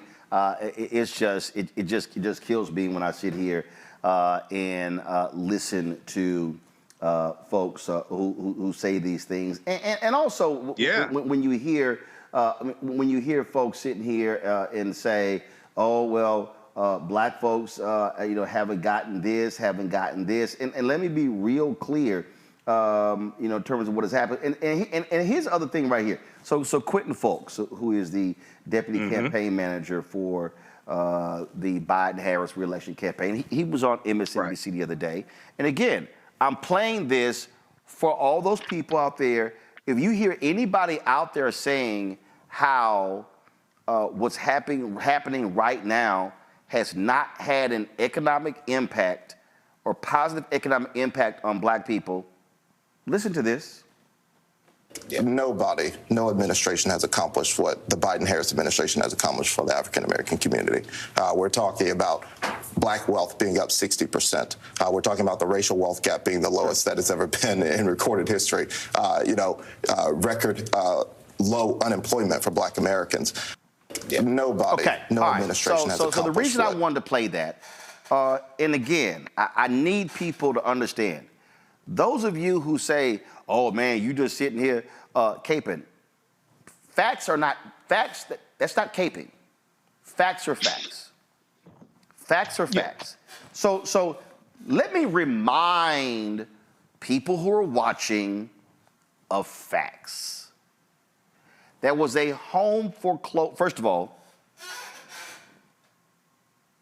the closest that we've gotten to 50% black home ownership rate was under President Bill Clinton. Then it came down. Then we saw a boom in housing. There was a housing crisis in 2007 and 8. 53% of black wealth wiped out. Subprime mortgage loan crisis. Black unemployment rate was sky high 2009, 2010, 2011, due to the economic crisis in America, and then it began to come down. So now you're talking about 2012 to 2016, we were recovering from the housing crisis that took place in 2008. I need y'all to listen to me carefully. So we were in recovery mode. We were trying to regain, listen, from 2012 through December of 2019, we were trying to reclaim what we lost due to the home foreclosure crisis. And guess what? The numbers are there. Unemployment, it was a record low black unemployment rate in late 2019. What hit in February 2020? The pandemic. Pandemic. So pandemic hits in February 2020. 41% black jobs, black businesses wiped out. The black businesses that were still there still couldn't access, listen to me very carefully right now. The black businesses could not access the PPP loans because, one, many of us did not already have loans with banks. The banks were really servicing those who they were already doing business with. But two, the PPP loans require us to have full-time employees. Most black businesses had 1099s. What happened when Biden and Harris was elected? They actually made changes to the PPP loan requirements to assist those for contract workers.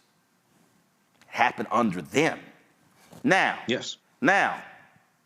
pandemic 2020, 2021, 2022, we start coming out of the pandemic, but we're still in it. 2023, I dare say, was the first full year we were not in the pandemic mode. It was still there. COVID was still there. COVID is still here, but we begin to transition out of it. What are we now seeing? We're now seeing changes. So what am I saying? And I've said this before. The fundamental problem that we have faced as African Americans is that in the history of America, we have never had what I call 20 consecutive years of sustained growth. Yes. We've never had it. This is how it goes for us. Up, down, increase, retreat, increase, retreat. That's what we've experienced. That's why the phrase says when America gets a cold, Black America gets pneumonia. Those are simply the facts. But what did you hear Quentin say? The wage gap between blacks and whites has decreased. Unemployment down. They have been trying to drive home ownership up. So with all of that happening, please explain to me how, oh my God, this is so awful, this is so bad, and here is the last point, Michael. And this is a fact. It is an undeniable fact. Job growth under Democratic presidents historically has been better than under Republicans. Republicans are excellent at marketing that they are the party of business, so therefore people say, I trust them with the economy. No, you could trust them for tax cuts for big business. So people need to understand facts. I'm not talking emotion. I'm not talking perception. I'm not talking feeling. I'm talking undeniable facts. Absolutely. And even Donald Trump a few years ago when the video has resurfaced where he said that the economy does better when Democrats are in charge as opposed to Republicans. We know he added $8.2 trillion to the national debt in his 4 years. We know he had the $2 trillion tax cut that helped corporations and the wealthy. But talk about facts. I mentioned this here on the show. Everybody, please read this and stop listening to these disinformation agents. Fact sheet, the Biden-Harris administration advances equity and opportunity for Black Americans and communities across the country. 36-page document at whitehouse.gov breaks down how all these policies help us. Or you could do something as simple as Google, how have the policies of the Biden-Harris administration helped the African-American community? This is the first thing that comes up. We have to do better and stop listening to these uninformed disinformation agents, even the ones with large platforms, because I can listen to them tell they don't know what the hell they're talking about. John Quayle, I understand folks who say, man, I'm not feeling it. But let me also just remind people of some things as well. I hear this, John Quayle, man, Trump and them stimmies. It was a worldwide emergency. It hadn't happened in 100 years. So if you are sitting out there thinking how great your life was because of them stimmies. Let me be clear. Them stimmies ain't coming back. That ship has sailed. It ain't happening. That PPP loan program, it's not coming back. It's not happening. In fact, many of the programs, the assistance programs, Republicans right now want to cut. But one of the things that people say when they say, man, I'm not feeling this thing, is because many of the programs that were put in place to ease the economic conditions for Americans, they started expiring. Folks, listen. The assistance, the programs where they say they could not expel folks from housing, those began to expire. The home, the daycare, the child care assistance began to expire. All of those things. And so for people who are saying, oh man, under Trump, and here's the other thing that's that's just the dumbest thing. Man, under Trump, man, things were great. 2017, 2018, 2019, we were dealing with the after effects of the Obama economy and all of the hard work that was put in place because of what happened in 2008, 9, 10, and 11. We were booming from 2012 to 2019. Then the pandemic hit 2020. Trump is only there 1 year. Most people actually were under those programs longer under Biden because he became president in 2021, and then you throw in 2022, they started expiring in 2023. And so people need to get that. And when we talk about inflation, I saw one of these idiots in the YouTube chat say, oh, yeah, well, inflation. Well, John Quell, is real simple. All of these businesses, let me remind people, gas companies, other businesses, they were losing crazy amounts of money because guess what? Wasn't nobody buying nothing, traveling nowhere, doing nothing for 2020, 2021. So you know what they started doing in 2022? Jacking up prices. All of these public companies started announcing record profits. That's what was driving inflation. And so this is sort of now where we are. And so people are running around saying, they ain't done this, they ain't done that. But you can look at the facts and go, well, actually they did. And the reason our economy has turned around and we're making headway is because of those things that were done. But anybody, John Quell, who's running around thinking that they're gonna be raining stimmy checks down like you in a strip club if Donald Trump is elected are outside of their minds. I tend to absolutely agree with you on that. And furthermore, I think that some people are forgetting that President Obama had, I don't believe it was called an infectious disease group, but he had a group that essentially that would study the infections that were going on worldwide to kind of help prevent the kind of widespread effects that we had with COVID. And when Trump came in, he dismantled that group. And furthermore, when urged to close the U.S. borders, he refused to do it. And so, some would argue that the reason why the country was disenfranchised to the level that it was due to the pandemic was due to Trump's inability to lead this country in the right direction.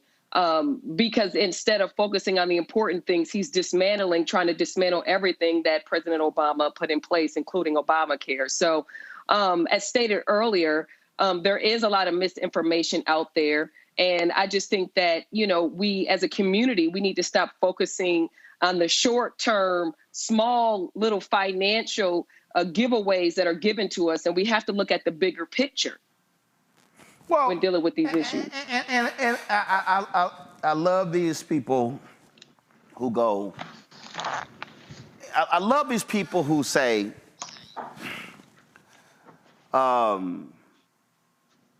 my life ain't gotten better under Democrats. Okay. Let me be real clear, y'all.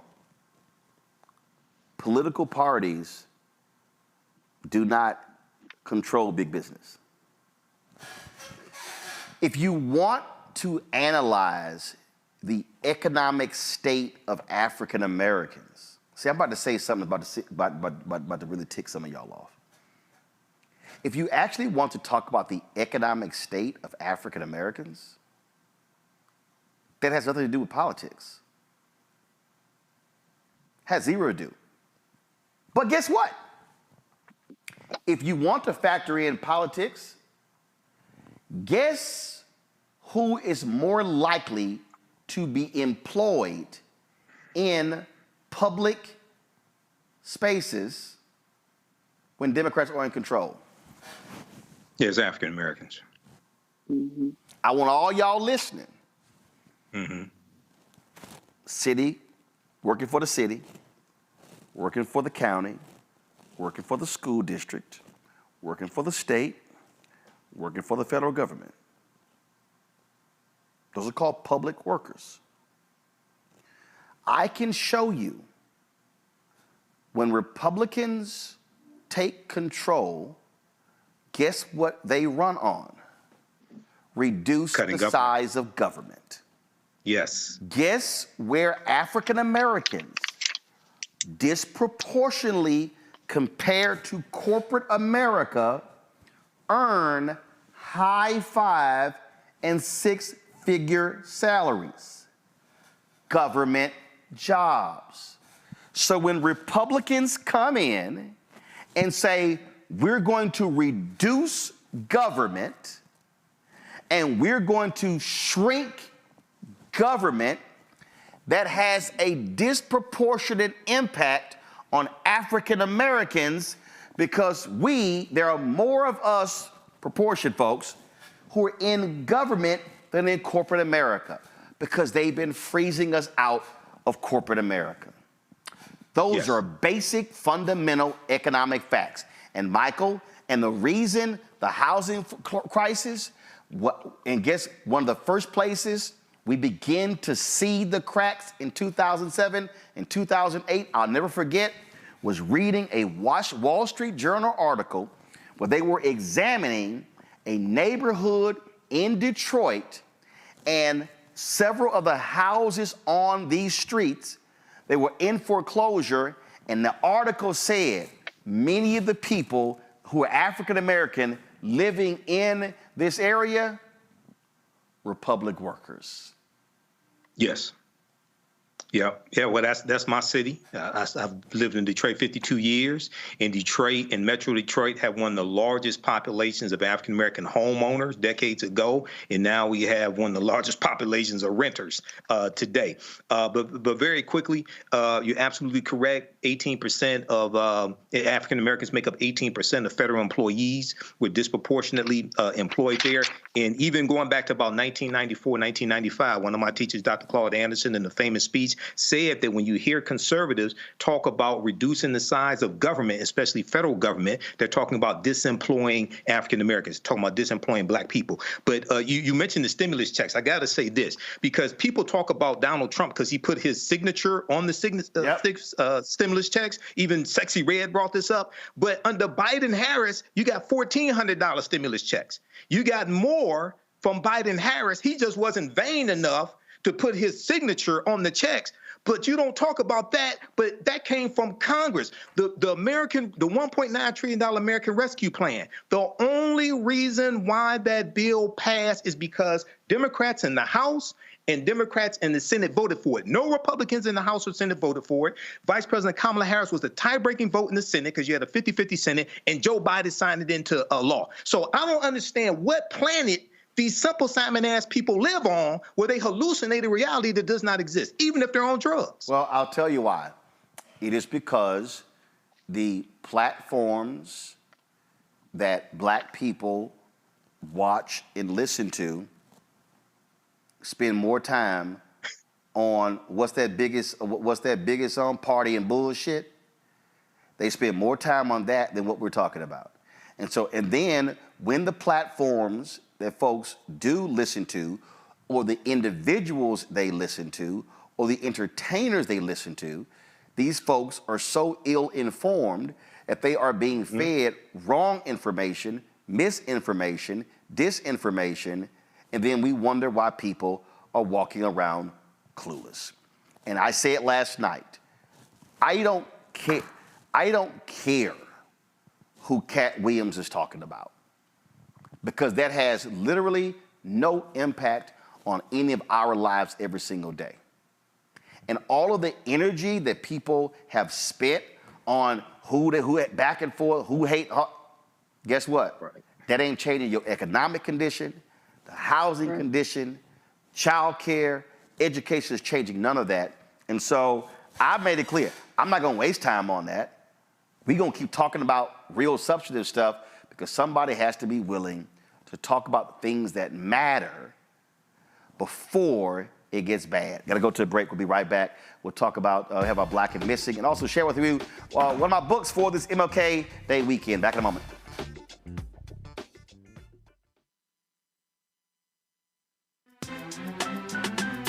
I'm Faraji Muhammad, live from LA. And this is The Culture. The Culture is a two-way conversation. You and me. We talk about the stories, politics, the good, the bad, and the downright ugly. So join our community every day at 3 p.m. Eastern and let your voice be heard. Hey, we're all in this together. So let's talk about it and see what kind of trouble we can get into. It's The Culture, weekdays at 3, only on the Black Star Network.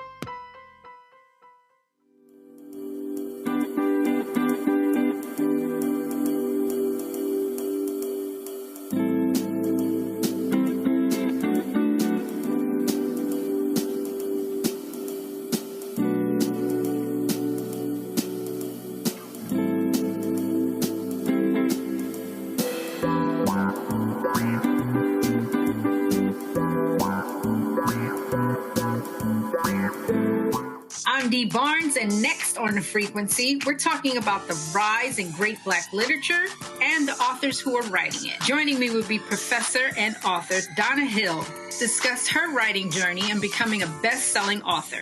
I always was writing, but I never saw anybody that looked like me in the books that I was reading. Plus, her work with the Center for Black Literature and next year's National Black Writers Conference. That's right here on The Frequency on the Black Star Network. Hey, it's John Murray, the executive producer of the new Sherry Shepherd Talk Show. And you're watching Roland Martin Unfiltered.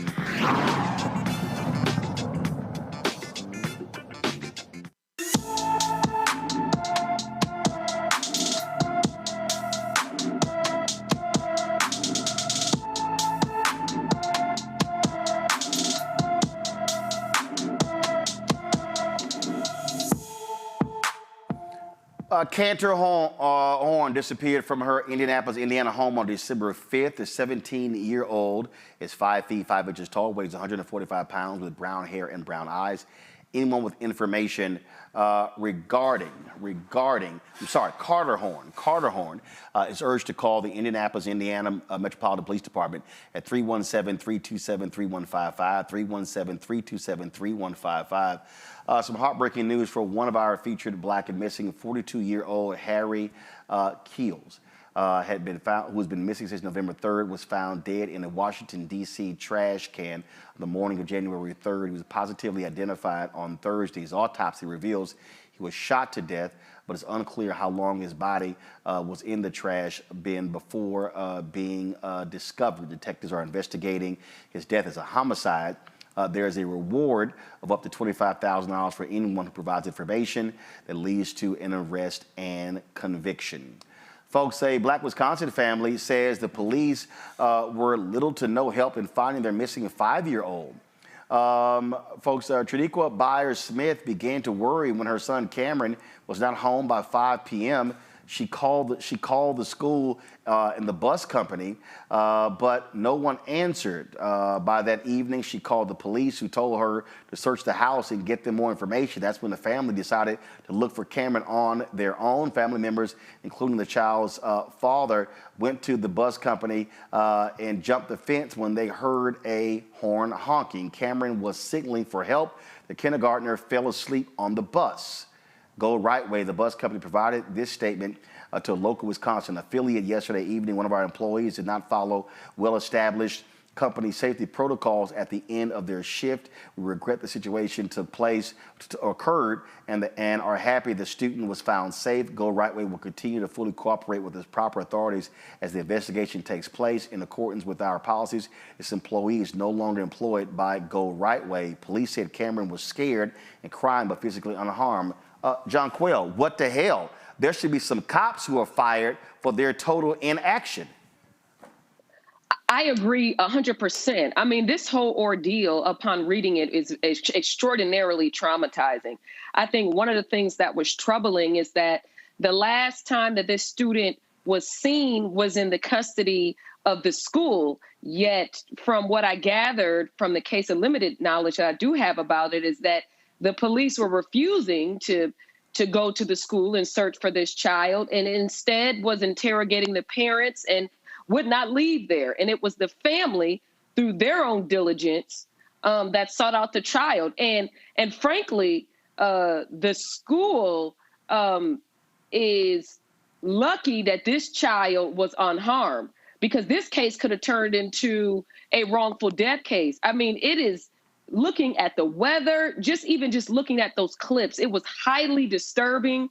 And it's just very alarming. And, you know, I love that the show does the Black and missing, because we know systematically that missing Black folks goes underreported or it's not newsworthy enough. And here we go with a missing child, and, you know, the family is the one that had to take the action to find the child, not the school. And it doesn't appear that the police did either. And it's just, it's really tragic, but it's a blessing that he is unharmed. Michael. Yeah, Roland, you know, this is a very tragic story. Even though Cameron is back home, his mother said he was traumatized, not physically hurt, but traumatized. So he may need some therapy as well behind this. There'll probably be, hopefully, they'll sue and, you know, get a settlement. But the other thing is the procedures. I know that the school district says that, you know, they have procedures and the procedures were being followed. But is something wrong either with your training or your procedures? Just common sense would tell you you have to check every seat, every row in the bus, check behind the rows, everything, okay, before you leave that bus. Look, I agree with that. The big problem I have are the cops. Mm-hmm. They told the family, hey, why don't you search your house? They know their child not home. Yes. I mean, the police were grossly indifferent. Had the police done their job, the parents would not have had to jump a fence to go check the bus. Yeah, and you know, a lot of times when it's an African-American child or a teenager who is missing, I don't know all the details here, but there's an indifference many times when it comes to African Americans and being missing, or saying, instead of thinking maybe that person was kidnapped, they say, oh, maybe they just ran away from home, okay? And so it appears that could be what happened here also. Don't have all the details, but this needs a thorough investigation. If I made the big issue, like Roland said, is that the child was last seen at the school. The child was last seen at the school, yet you want to search the parents' home. You should have went to the school. I'm confused as to where the child was last seen. Crazy. That you don't go there first. Crazy. It was total indifference all the way around. I do want to talk about this Ohio story where Ohio grand jury has refused to indict a Black woman for having a miscarriage. Yeah, folks, Turnbull County grand jury issued a no bill in the case of Brittany Watts, who's 34 years old. She was facing a 5th-degree felony abuse of a corpse charge following a miscarriage she had in September. Investigators say that they found the 22-week-old fetus stuck in a toilet at her home and accused Watts of trying to plunge the toilet. Forensic pathologist Dr. George Steinbretz testified during a grand jury investigation that Watts had sought medical treatment twice before the miscarriage. An autopsy found no injury to the fetus and showed it died before passing through the birth canal. Well, this is just shameful that what Republicans have now done as a result of Donald Trump appointing Supreme Court justices overturning Roe v. Wade. They literally are trying to put women in jail. The woman had a damn miscarriage. You know, you're 100% right. What this also shows, in addition to what the Republicans have been doing, is that as a prosecutor, me being a former prosecutor, as a prosecutor, you have discretion, right? You do not have to charge. You have to look at the facts of the cases, and you have an ethical obligation that if in fact that the specific facts does not meet these charges, that you have the ability to not charge this young lady. It is very clear from the facts here that once the medical examiner testified that child passed through a miscarriage, we're not even talking about an abortion. It's a debate about an abortion when it was a miscarriage, yet you are going to still move forward and attempt to charge this young lady. It's outrageous. It's outrageous. And I think it's an abuse of power. I think it's a situation where she did make some mistakes after the fact, but they certainly did not have to charge her in this case. And I just, thank goodness that they did not move forward with the grand jury indictment, right? Absolutely. Michael? Yeah, Roland, having a miscarriage is tragic enough. Before I was born, my mother told me when she was pregnant before me, she had a miscarriage. And it would definitely traumatize a woman when something like this happens. So once again, this is how politics is entering the womb of women. And unfortunately, a lot of people want to say, abortion, that's a white woman's issue. No, we're talking about women's health care, women's reproductive health care. And we're talking about vindictive prosecutors going after women, pushing this right-wing agenda. So once again, this is the example how elections have consequences while voting strategically is so important.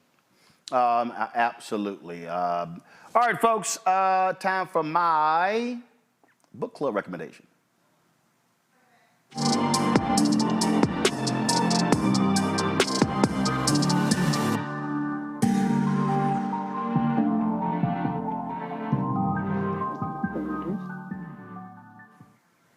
All right, folks, so this is MLK Day weekend, and obviously most of the focus and the attention is on Reverend Dr. Martin Luther King Jr. But I'm always trying to remind people that when he won the Nobel Peace Prize and when he accepted the prize in 1964, he actually accepted it on behalf of the movement. What he was saying was, I didn't make this happen, the people made it happen. And that's why he shared the money with various organizations. Now, Coretta Scott King wasn't happy about that because she was like, we need a new house. But that's what he did. So what many people don't realize, and we always talk about Dr. King and saying how he led the Montgomery protest, the Montgomery Improvement Association. The problem is that's not true. He was the spokesman for the MIA. That's when he obviously gained national attention. But it was a group of women that were leading the efforts in Montgomery, and it was one sister in particular who was leading that particular organization. And so while y'all are out here talking about Dr. King and others, and I have great appreciation and admiration for him, let's not forget people like Joanna Robinson. This book is called The Montgomery Bus Boycott and the Women Who Started It, the memoir of Joanne Gibson Robinson. Joanne Gibson Robinson was a professor at Alabama State University. She actually wrote a letter to the bus company a year before the Montgomery bus boycotts. and 4 days after Brown versus Board of Education. This is, you can't see it because of our lighting here, but this letter, this is the actual letter. It was the Women's Political Council. They were the ones who were leading the efforts in Montgomery long before the black male ministers. And so I'm saying all of this because we need to be expanding our knowledge to understand the heroes and the sheroes that were involved in this effort. Again, and the reason I got this book is because if y'all remember when I interviewed Fred Gray, if you go to the Black Star Network app or go to my YouTube channel, just type in Roland Martin and Fred Gray. Fred Gray tells the story. Fred Gray tells the story. I know y'all are sitting here trying to get a shot of it, so I'm just going to, y'all could put the camera on it here. Fred Gray tells the story of him sitting in a Montgomery, sitting in her kitchen as he and she talked about creating the Montgomery Improvement Association. So you can go to the interview. But again, you want to get this book. It was the women, drop the lower third, please. It was the women in Montgomery, the Women's Political Council, who were leading many of those efforts, and they were the ones who started the effort that led to the Montgomery Improvement Association. John Quell, just one of those things that, again, we don't talk about the unnamed people. We don't talk about any of them, but y'all, it's real simple. You can't leave this sister out. And so I just think we need to be highlighting people like Joanne Robinson and others. Agreed. I mean, I agree. I know, of course, there's been a lot of litigation throughout different states about the attempts of trying to eradicate the teaching of African-American history in public schools and just a lot of the battles that are going on in the community and highlighting. I remember even growing up as a child, I loved Black History Month going into February, and I loved learning about our history and not just the famous, right, civil rights activists, but those that also made a difference, that those African Americans that have made it to the national spotlight, they would not have been able to do it without the support of sort of our unsung heroes. So I think that that's very important. Absolutely, absolutely. Michael. Very quickly, Roland, Joanne Robinson is interviewed in the documentary Eyes on the Prize, and she talks about the Women's Political Council and talks about the Montgomery bus boycott and the role she played in that. I watch it I have the box set on DVD. I watch it every Dr. King Day. And Roland, if you just give me 30 seconds, there are 2 books I want to recommend also. You've mentioned them on the show before, if you don't mind me doing that. Go. Hurry up, boy. Go. Okay. Where do we go from here? Chaos or Community, Dr. King's last book he wrote in 1967. He wrote 5 books. People, please read them. And then also this Nonviolent Stuff That Gets You Killed, How Guns Made the Civil Rights Movement Possible by Professor Charles E. Cobb Jr., who you interviewed on News One Now with Roland Martin, and you also had him on your radio show for 2 hours as well, because there was a history of armed resistance during the Civil Rights Movement. And as one of my teachers, Professor James Small, told me, the Civil Rights Movement was not a nonviolent movement. He said if it had not been for Negroes with guns, even before the Deacons for Defense and Justice, there would not have been a Civil Rights Movement. We have to study this history and correct it and correct this misinformation out here. Oh, absolutely. All right, folks. And so please, get another shot of the book. Come on, another shot of the book. And so y'all go ahead and get that book. And y'all know I'm always moving copies. And so let's be sure to get this book here. Again, the book on Joanne Robinson and the women. Drop the lower third, please. Drop the lower third. Drop the lower third. Thank you very much. The Montgomery bus boycott and the women who started it. A memoir of Joanne Robinson. Be sure to get that. All right, folks, I am going to be, so I got a busy weekend, y'all. So this weekend, tomorrow, I'm going to be in Islip, New Jersey, with the Islip branch and the Black Long Island Islip branch of the NAACP at their 10th annual Legacy Gala and Summit. That's going to be 7 p.m. tomorrow, so I look forward to giving that keynote. On Sunday, go to my iPad, please. I am going to be in Charlotte, North Carolina for their national celebration. Now, first of all, why y'all using an old photo? That's literally, that photo at least about 15, 20 years old. Y'all, seriously. I got actual updated photos on my website. But again, I'm going to be in Charlotte, 700 West Sugar Creek Road in Charlotte, North Carolina. The program begins at 4 p.m. That is the City of Charlotte's MLK celebration. So I'm going to be there, looking forward to being there. Monday, fam, I'm going to be in Indianapolis, and so y'all can check me out noon Monday in Indianapolis. We're going to be at the Madam Walker Legacy Center, and so that program begins Monday at 12 noon as well. Looking forward to being there. It's going to be a one-on-one conversation moderated by Carolyn Mays, and my homegirl, Brittany Noble, is going to be emceeing it. So looking forward to seeing y'all in Indianapolis. I will have copies of my book, White Fear, with me as well, plus my book, The First President Barack Obama's Road to the White House. And we'll be, I believe, Sunday and Monday events will be live streamed. So we'll make sure that you can check that out tomorrow. It may be live streamed, but I know I'm going to be recording as well. So we'll have that for you. And later tonight, I spoke at the University of Tennessee, Knoxville yesterday at the MLK celebration. We'll be streaming my speech yesterday tonight right here on the Black Star Network. You do not want to miss that. Y'all know I didn't mince words when I spoke to them there. So look forward to that. John Quell, thanks for joining us. Michael, thanks for joining us as well. We appreciate it. Y'all have a great weekend. Folks, don't forget, support us in what we do. Join our Bring the Fuck fan club.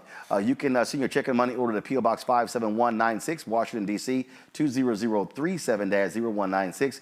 Cash App, $RM Unfiltered. PayPal, Martin Unfiltered. Venmo is RM Unfiltered. Zelle, Roland at RolandSMartin.com, Roland at RolandMartinUnfiltered.com. And as always on Fridays, we run all of the names of the people who have contributed to our show since our inception. You can add your name to it by giving to our fan club. Folks, I'll see y'all on Monday. I'll be broadcasting live from Indianapolis on MLK Day.